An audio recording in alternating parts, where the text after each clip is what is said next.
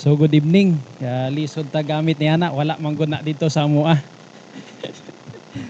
So praise God, isa ka honor and opportunity nga maka-celebrate ta sa inyo ha sa ika-35 year nga ginatawag Mission Conference.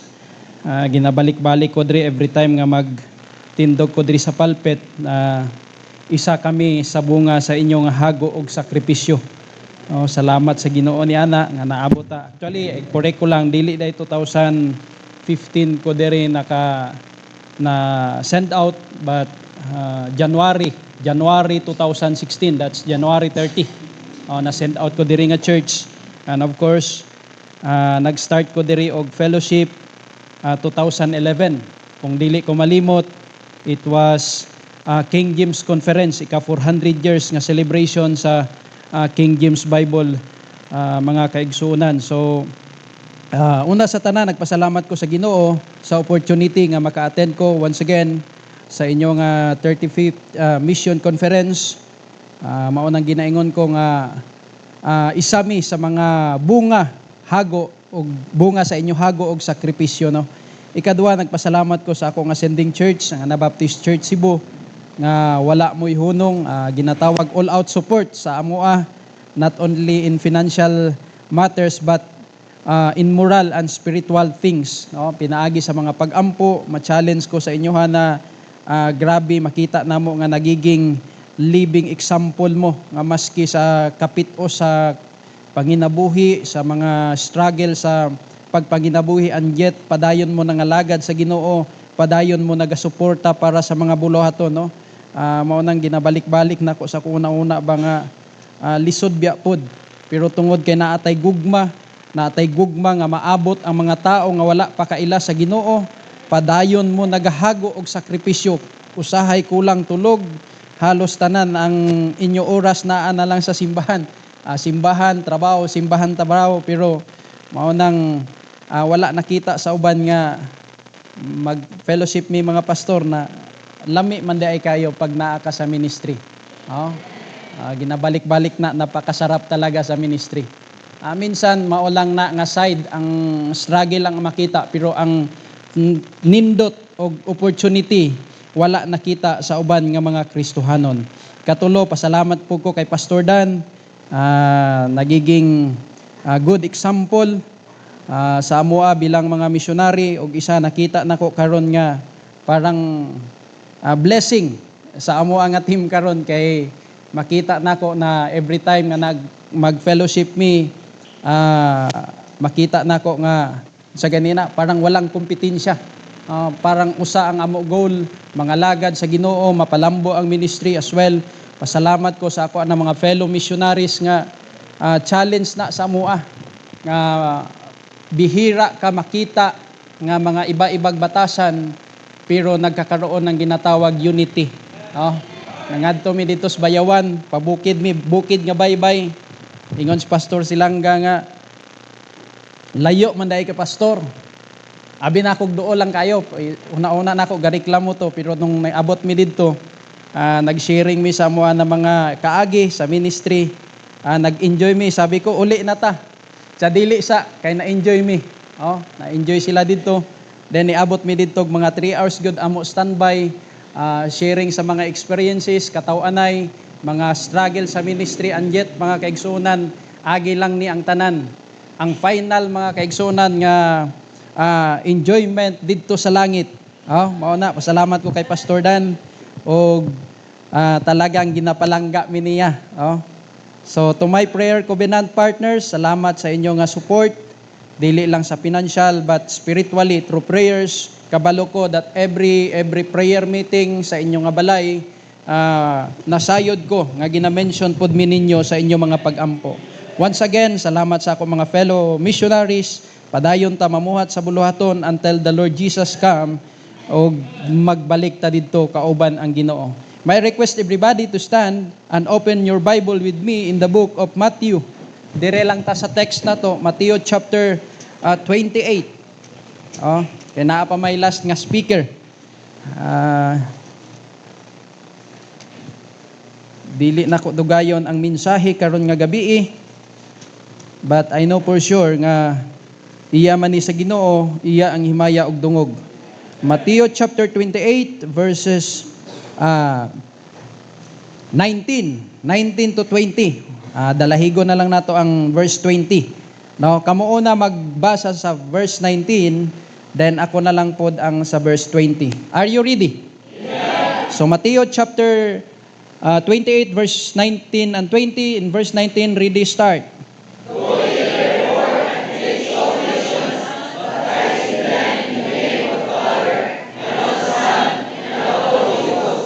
Teaching them to observe all things whatsoever I have commanded you. And lo, I am with you always, even unto the end of the world. Amen. Gracious, loving Father in heaven, once again, we humble ourselves before thee, O God, tonight. Nagapasalamat kami, Ginoo, sa imo gugma, sa imo kaayo, o wala pagtalikod ka namo, Ginoo.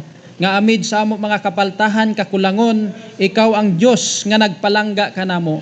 Karon nga gabi, Ginoo, ginadayig ka, ginapasalamatan o ginasimba, kay ikaw man ang takus, Ginoo, nga mudawat sa tanan pagpasidungog. O karon nga gabi, Ginoo, once again I pray that you will search our heart. Pasayloa kami, Ginoo, sa mo mga kakulangon, mga kasalanan, Ginoo, nga wala nakahatag sa imo ng kalipay. I pray nga untana, Ginoo, walang babag ang amo pagpangalagad kanimo, especially ang pagpamati namo sa imo pulong mensahe nga mao ang pagkaon sa amo nga kalag. I pray that you will challenge us, O God, tonight, nga unta, Ginoo, madasig pa kami nga magdaog og kalag, Ginoo, para sa imo nga kahimayaan. Kay one day nga moabot, Ginoo, ang paghukom, muharap kami sa imo, Lord, ug unsa among nahimo sa imong atubangan, maulang nang ma-counted, Ginoo.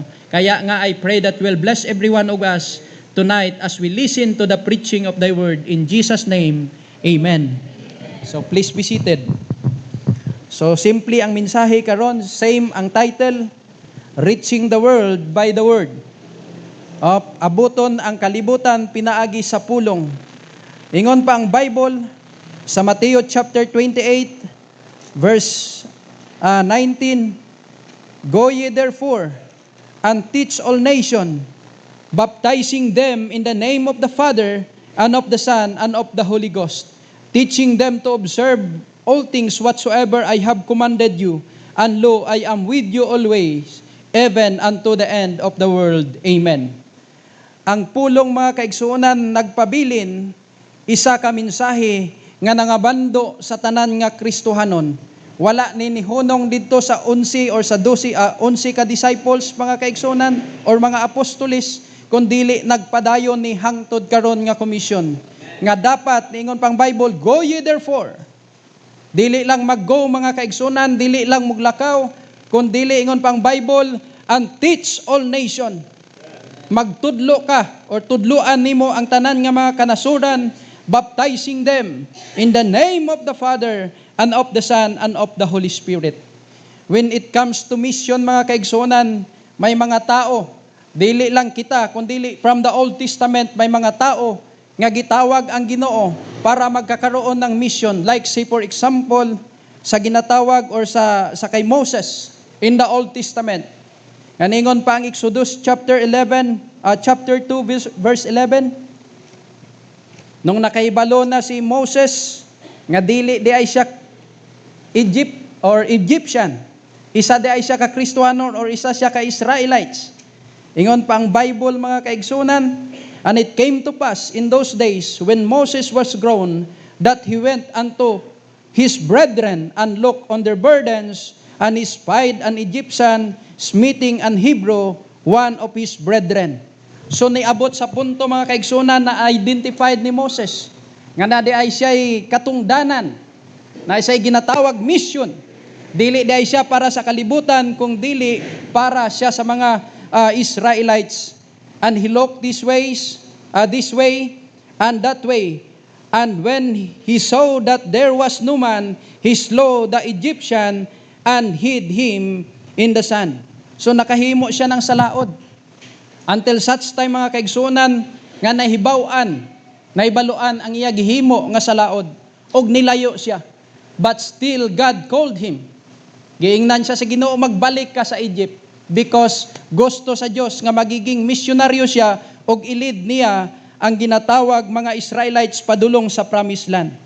Makita nato mga kaigsunan that even si Moses, nagkakaroon siya ng ginatawag obstacles. Unsang mga obstacles mga kaigsunan sa pagtawag kay Moses? Sa Exodus chapter 3 verse 17.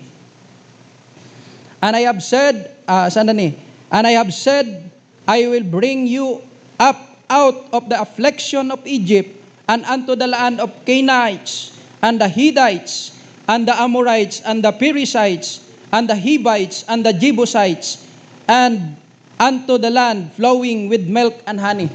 Maabot man ni Moses mga kaigsunan, though historically, biblically, wala gyud niya naabot. Pero nagiging missionary siya og na-lead niya ang mga katawhan padulong dito sa promised land. Nga niingon pa ang Bible nga dagan og mga obstacles, maabot man nato ang land that flows with milk and honey, na ginatawag nga mga obstacles, mga missionary. Dili ni smooth sailing ang pagpangalagad sa Ginoo. Dili lang mga misyonaryo, kundi kita mismo nga mga Kristohanon.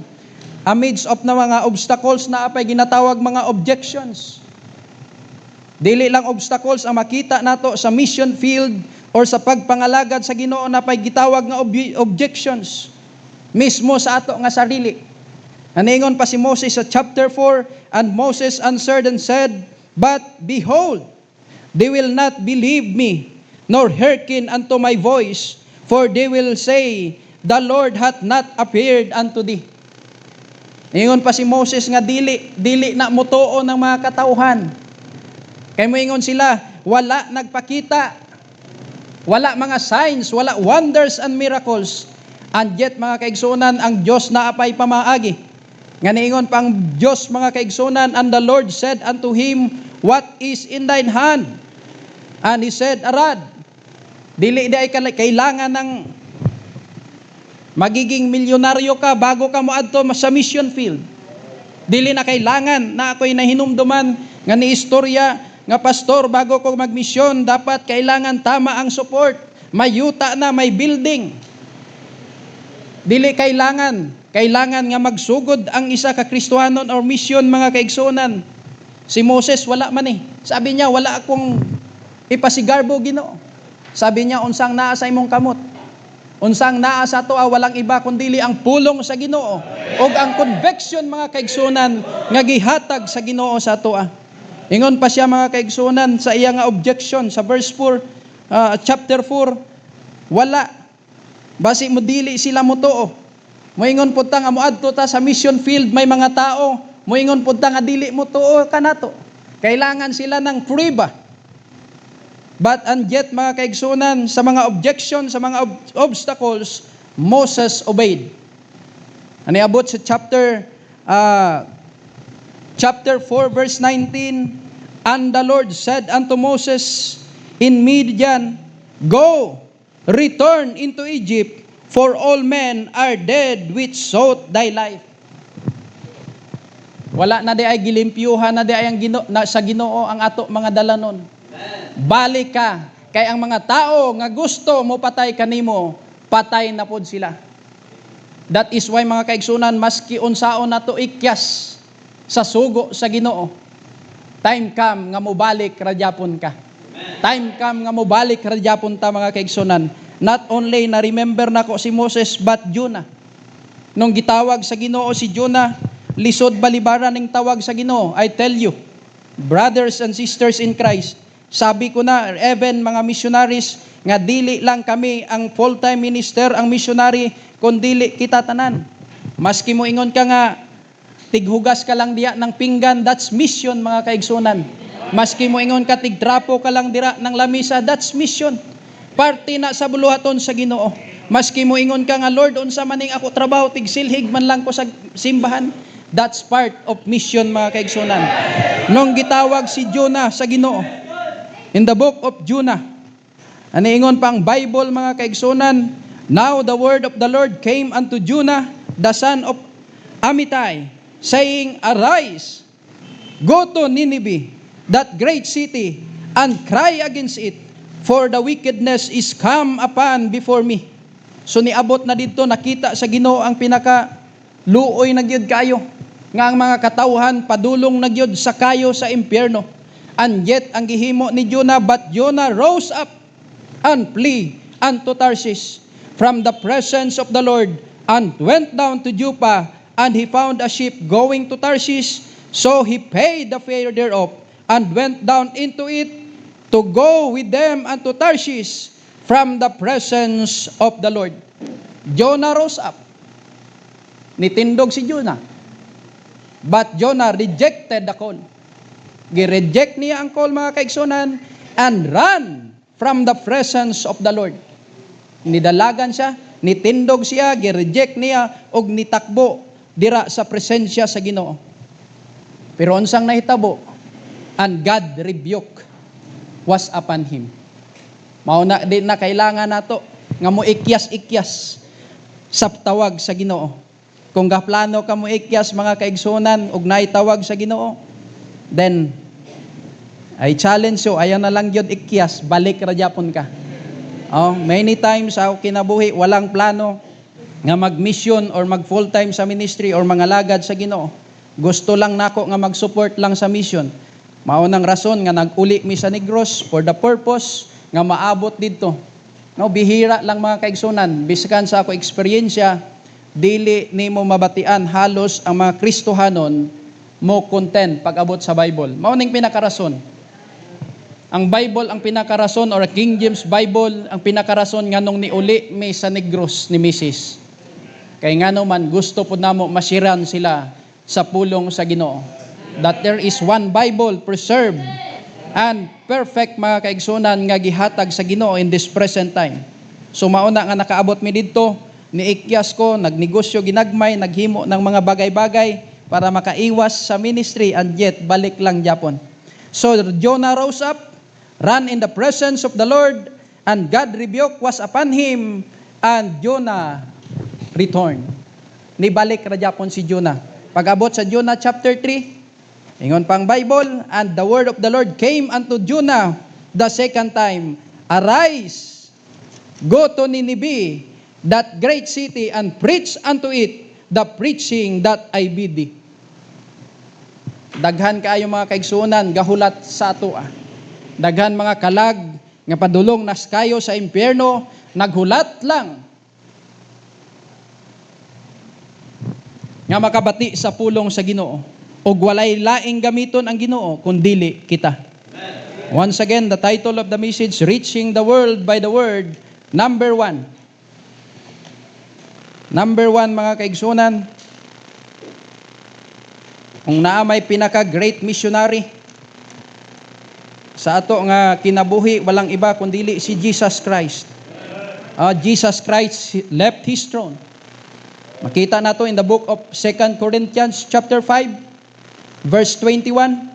Ingon ang Bible, for He hath made Him to be sin for us, who knew no sin, that we might be made the righteousness of God in Him. Gibiyaan niya nga trono. He left His throne above. Love the world and live as an example. Number 1, mga kaigsunan, simple ang mensahe karon. Nganingon ang Bible, paano nato madaog ang kalibutan? Matthew chapter 5, verse 16, let your light so shine before men, that they may see your good works and glorify your Father which is in heaven. Kung naa may una nga mission field, mga kaigsunan ko, walang iba kundili ang atong kaugalingon. Una-una gyud na. Nakita nako, mga kaigsunan, many times mabati nako ang mga mensahe, pero makita nato nga ang pinakauna di ay nga mission field nato ato kaugalingon. Gawas nga ang ato kaugalingon mismo ato pamilya, ato panimalay, mga kaigsunan. Kung dili ta magdanag, dili ta muhayag, mga kaigsunan, bilang mga Kristohanon, maski unsa nato kawali sa pulong sa Ginoo, many men mo desire gyud na. Madumduman ako last time or last night ni adto mi sa ilan ni brother, akong igsuon dito, dili igsuon sa unod but igsuon sa pagtuo. Nasubo ko, mga kaigsunan, na mention na mo iya nga pastor. Iya pastor 80 years old plus na. O nang ginaingon ko nga mo istorya siya Lunes, masundan pa og istorya mga Miyerkules na. Kay gulang na gyud. Nag-agi pag stroke. Dugay na siya sa misyon mga kaigsunan, nagdala ng simbahan, pero luoy. Kaya nga naman naa siya isa ka anak nga lalaki nga dapat unta magiging successor sa iya nga ministry, and yet mga kaigsunan, grabe ka palahubog. Unsaon na to na pagdaog og kalag? Unsaon na to pagdala ng kalag sa tiilan sa Ginoo kung mismo atong kahayag wala gadanag? Let your light so shine before men, that they may see your good works and glorify your Father which is in heaven. Subpoint mga kaigsunan, letter A, be the light of those that are in darkness. Paano mo siga ang ato kahayag or ang ato suga? Be the light to those that are in darkness. Romans chapter 2 verse 19. Romans chapter 2 verse 19. According to the Bible, and art thou confident that thou thyself art a guide of the blind, a light of them which are in darkness. Dapat kita nga mga Kristohanon, mga misyonaryo, kahayag sa mga tao nga naa sa kangit-ngit. Ing ana kasimple ang mensahe mga kaigsunan nga ginabalik-balik ato nabatian kaganiya, let the lower lights be burning. Ang una nga kanta gyud nga ingon ko nga, Lord, dapat ing-ani kami nga mga Kristohanon, brighten the corner. Ing ana mga kaigsunan, ang mensahe dapat iiwag nato ang ato nga mga suga sa mga tao nga naa sa kangit-ngit. Not only be the light of those that are in darkness, but letter B, be the light of those that are deceived mga kaigsunan. Daghan karon mga kaigsunan nga mga Kristohanon nga naa or naga-claim nga Kristohanon pero naa sa mali nga dalan. Nga niingon pang Bible that there is a way which seemeth right unto a man, but the end thereof are the ways of death. Kailangan kita nga mga Kristohanon maupod na ang nahitabo sa ako nga sang una mo attend lang ko diri, parang ga-doubts pa ko. Ga-doubts ko sa Bible, ga-doubts ko sa ako nga salvation. Pero nung nakita nako nga tama ang Bible, tama ang teaching mga kaigsunan, sometimes I was deceived. Pero karon mga kaigsunan, salamat sa Ginoo nga naa nata sa ginatawag kamatuoran, pinaagi sa pulong sa Ginoo. Kamo na mga kaigsunan, nagiging kahayag namo nga sometimes we are deceived, pero tungod sa inyo nga kahayag nga nagdanag kanamo nga kulang sa kamatuoran, nahatagan kami ng tama nga kamatuoran. Not only be the light to those that are deceived, but letter C, be the light to those that are defeated. Anong ibig sabihin nito? Mga Kristohanon nga nangatpildi sa kaaway, kailangan di ay nato nga magiging kahayag kita suga nga sila nga naa sa kapildihan, makita nila nga ang mga Kristohanon nagpadayon pangalagad sa Ginoo. Amid sa mga troubles, amid sa mga ginatawag pagsulay, nagpabilin kita. Mayingon po sila, nagpabilin, manggani na sila. Dapat po di ay mo balik ta sa pagpangalagad sa Ginoo. Kaya nga to misyon, dili lang tao nga naa, kulang sa ginatawag kamatuoran, kundili mismo ang ato nga mga kaigsuonan. Dapat ma-reach out sila ug mobalik sa pagpangalagad sa Ginoo. Pero paano nato sila ma-reach out kung kita mismo palong or walang gasiga sa ato nga mga suga? Ingon pa ang isa ka saying ni John MacArthur, every great man of God is driven not by ambition but by mission. Maunang mission sa mga Kristohanon karon nga dapat magiging suga kita. Not only let your light shine, but let your life, number 2, let your life be sacrifice. Sakripisyo ni, igsoon ang pagpangalagad sa Ginoo. Pero ang sakripisyo, ang katumbas ni anak mga kaigsunan, walang katapusan nga kalipay at tubangan sa Ginoo. Ingon pang Bible, I beseech you therefore, brethren, by the mercies of God, that ye present your bodies a living sacrifice, holy, acceptable unto God, which is your reasonable service. And be not conformed to this world, but be ye transformed by the renewing of your mind, that ye may prove what is that good and acceptable, perfect will of God. Dapat day ang ato kinabuhi bilang mga misyonaryo ihalad sa Ginoo. Oh, ihalad nato. Dili kay kung medyo alang-alang, dili lang sa ko. 'Di ba? May na-mention to kaganiya nga ning murag ang term camouflage ba? Dali lang mo kuan. Mo bend o mo baliktad. Dili bendalo. Anang kung asa tong huyop sa hangin didto pod.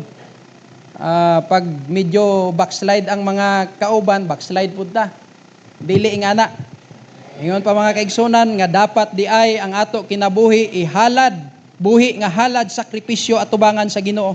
Kay ngano man mga kaigsunan, ingon pa ang Hebrews chapter 12 verse 1. Hebrews chapter 12 verse 1, wherefore saying we are also compassed about with so great a cloud of witnesses, let us lay aside every weight and the sin which doth so easily beset us, and let us run with patience the race that is set before us, looking unto Jesus, the author and the finisher of our faith, hope for the joy that was set before him, endured the cross, despising the shame, and is set down at the right hand of the throne of God. Naa di ay nagiging daghan di ay gabantay sa ato Mao na nga suga ta is halad pagod nato sa Ginoo. Kay ngano man mismo ang ato mga nagapalibot sa ato, kita lang nang ginabantayan. 'Di ba? Medyo grabe ni ka mga kuan. CCTV ning naa sa palibot nato. Dili lang mga unbeliever. 'Di ba? Mismo ang mga Kristiyanon dapat mag-ingat kita ug ipakita nato nga ang ato kinabuhi uyon sa kabubuton sa Ginoo. Aningon pa let your life be sacrificed, letter A, be an example. Dapat ihemplo kita nga mga Kristohanon. Pag missionary ka, mao nang ginaingon. Ako na lang ni-mention, not to offend, but this is the reality. Naiuban nga mga Kristohanon moingon nga ayaw mog dinalo. Ingnon pa ang mga Kristohanon nga mga sa pulpit pagani usay ginagamit nga mga hakog ang mga member. No? Pero tanaw nato, siya day nga gaistorya, siya day una-una nga hakog. Dalo ang mga membro, pero mismo ang naga-istorya dalo. 'Di ba? Dapat day ehemplo kita. Pareha ni ani nga simbahan buhi nga testimonyo nga pag-ingon nga be a giver, sila mismo ang una nga nagahatag. 'Di ba? Ang mga membro grabe. Walang reservation pag-abot sa ministry. Mao na nga nagiging ehemplo mo kanamo mga kaigsuonan ko. Aningon pa ang 1 Timothy chapter 4 verse 12.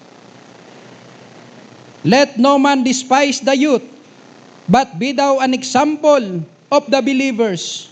In what? In word, in conversation, in charity, in spirit, in faith, in purity.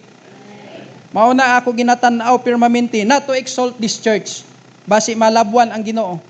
But by the grace of God, mao nang ginabalik-balik ko. Ako istorya sometimes dili pagani ko pag op ako diri parang mainumduman ako many times dili mangyog ko tigpaluoy-luoy. Kanang muhilak-hilak ba?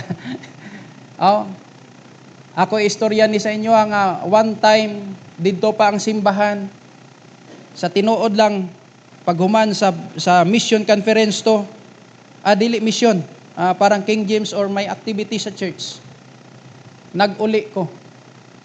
Kabalo ba mo nga ang sulod lang yun sa ako wallet or sa ako bulsa 50 pesos. Agatang-atang kog jeep kay dito man tumuagi sa atubangan. Nagatang-atang ko may niagi nga member. May sakyanan man siya, sabi niya, pastor, sakay ka na lang.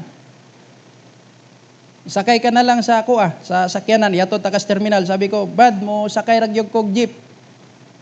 Wala gyud. Una-una ko Lord, makaabot gyud ko ani sa bayawan 50 pesos sa kwarta ba. So, nisakay ko sa sakyanan, giatod ko dito sa terminal. Sabi ko, Brad, salamat kaayo. Pagbaba na ko, ingon siya, pastor, ayaw sa kanaog. Gihatagan ko niyag naputos. Not to mention the name.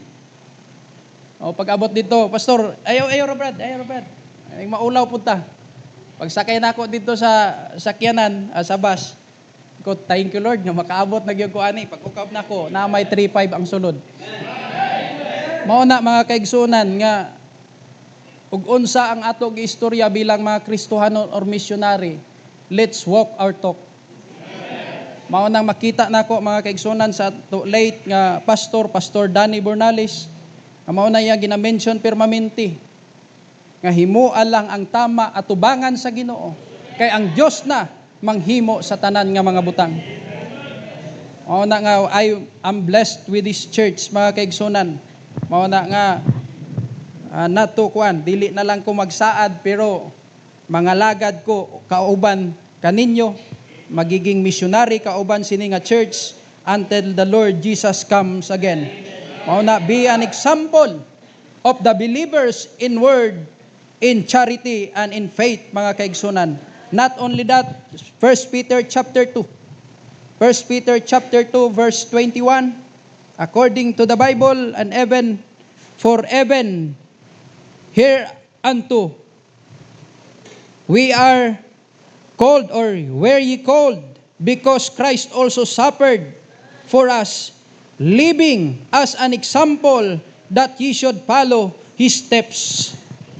Pag masunod lang nato mga kaigsunan ang mga steps ng ato mga forefathers, mga disciples, even the Lord Jesus Christ, mga kaigsunan, walang rason nga walang tao mapanalanginan, maski ang mga kalag nga naa sa kangit-ngit, ang mga kalag nga nagakatulog, kung makita nila nga buhi ta nga ehemplo birang mga Kristohanon, musunod na sila pagngalagad ug mudawat sa Ginoo. Nadumduman ako ang isa ka istorya sa missionary diri nga dili na kailangan nimo i-advertise ang isa ka bagay kung nasunog kay makit-an na nimo ang kayo, mga kaigsuonan ko. Dili na kailangan. Not only be an example but letter B, be the evidence. Dapat ebidensya ta sa ginatawag pulong sa Ginoo. Nganingon pang Bible, faith is the substance of things hoped for, the evidence of things not seen. Kita ang buhi nga ebidensya sa mga butang nga dili makita. Kita ang mga ebidensya igsuon higala mga misyonaryo sa mga butang kung unsa ang naa sa Ginoo ug unsa ang naa sa pulong sa Ginoo. Dapat ebidensya ta. Mo ni ebidensya pagtuo. Naglakaw, nangalagad, nagsangyaw, nagwali sa mayong balita. Makita nga buhi nga ebidensya. And letter C, not only be the evidence but be an epistles according to the Bible. 2 Corinthians chapter 4. Chapter 3 rather. 2 Corinthians chapter 3. Verses 1 to 5. Do we begin again to commend ourselves, or need we, as some others, epistles, commendations to you, or letters of commendations from you?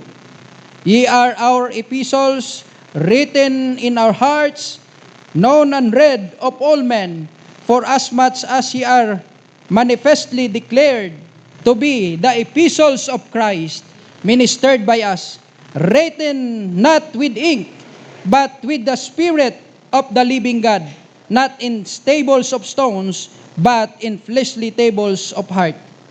Such trust have we through Christ to Godward. Ingon Padre sa verse 5, not that we are sufficient of ourselves to think anything as of ourselves, but our sufficiency is of God. Kita daing buhi mga kaigsuonan nga sulat, buhi nga testimonyo, buhi nga ebidensya, buhi nga ehemplo bilang mga misyonaryo. Let us all remember that we are all missionaries. Misyonaryo ta mga kaigsunan o kailangan nato nga magdalag kalag at tubangan sa Ginoo. Kaingon pa ang na-quote nga mga verses, thousands of angels in heaven singing or naga-enjoy, rejoicing in one sinners that repented. We are all missionary. According to Henry Amil, we are all missionary. Wherever we go, we either bring people to Christ or we repel them from Christ. Kita tanan misyonaryo, duwa lang kabagay.